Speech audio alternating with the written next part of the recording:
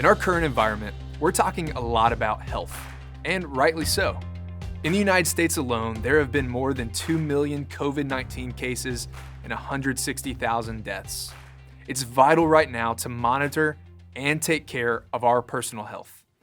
In the same way, church leaders need to monitor and invest in the ongoing health of their small groups. For many churches, small groups are the spiritual and relational lifeblood for the congregation.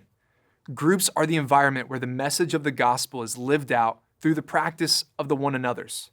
Never before have small group ministries been more crucial in the modern church. While churches all over the world are restricted to online or socially distanced gatherings, groups of 20 or less in homes are becoming the best option for not only fellowship and Bible study, but also corporate worship.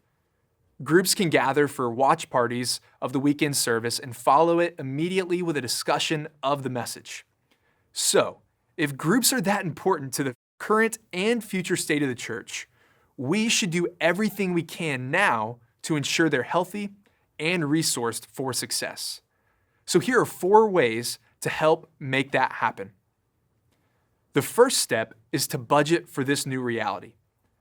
Small groups and discipleship aren't normally at the top of the budget needs for churches. Groups are somewhat of a low maintenance and self-sustaining ministry line item. They meet in homes, purchase their own studies, and provide their own food or snacks. There might be some money budgeted for leadership training and appreciation, but that's about it. In order for groups to function effectively in this pandemic reality, there will have to be more invested financial resources, more in the depth and quality of what's being studied, more in staffing for discipleship, and more in helping group leaders and hosts provide a welcoming environment. The second way to ensure your groups are a resource for success is to make them a priority everywhere. The option to join a group can no longer be 3 clicks away on the website or a once or twice a year emphasis from the pulpit. The church website was once considered the new lobby for the church, but it's now the lobby, the bulletin, and the stage. Getting people assimilated into groups has to be easy and obvious from the first page of your website. Online Zoom groups have made this easier than ever, but in-person groups will need to be as well. It's also imperative that groups are mentioned frequently in weekend messages. It's not enough just to have flyers at the information center in the lobby anymore.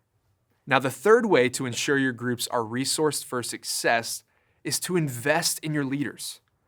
Asking people to shepherd and disciple a portion of the congregation has always been a monumental task, and not one to be taken lightly, but it's even more crucial now.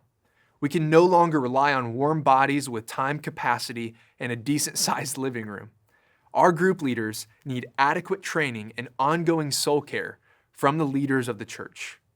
If we decide that small groups and homes are now the church environment, then we must invest in group leaders just as we would in staff ministers and pastors.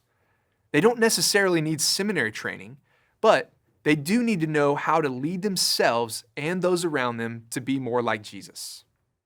And one more way to ensure your groups are resourced for success is to model this from the top. Sheep will follow where the shepherd leads.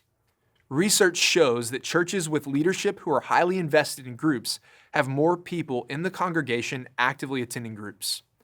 If the lead communicators are actively involved in groups and frequently share stories from those group experiences, people will understand they are a priority.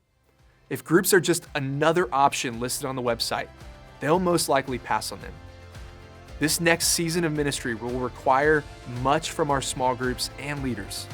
So let's do everything we can to make sure they're as healthy as they can be.